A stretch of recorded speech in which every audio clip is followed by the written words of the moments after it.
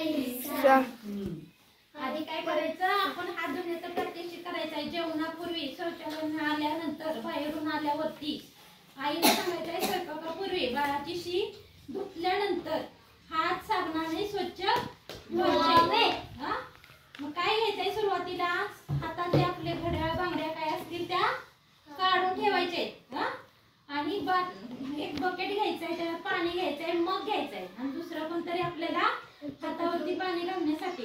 किंवा आता सगळ्यांच्या घरी नळ आहेत, नळ चालू केल्यानंतर हात वगैरे आपल्याला धुता येतात व्यवस्थित. काय करायचंय, पहिल्यांदा सुरुवातीला हात ओले करून घ्यायचे, कोपरापर्यंत हात. जेवणापूर्वी शाळा सुटली की हात स्वच्छ आधी धुवायचे. धुताना सगळे काय करायचं, हात ओले केल्यानंतर मग साबण घ्यायचंय. ओले झाल्यानंतर साबण आपल्या हाताला चोळायचंय.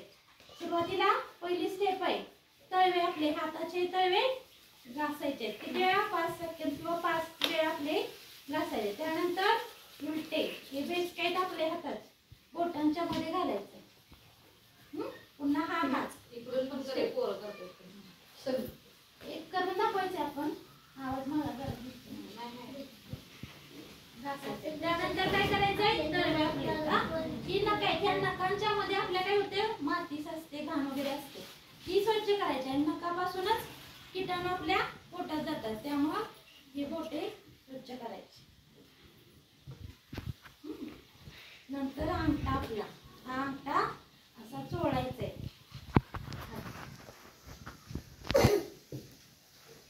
बोटे प्रत्येक बोट घासायचं. नंतर हे उंचवटे असते ना, हे पण असे घासायचे. नंतर हे मनगट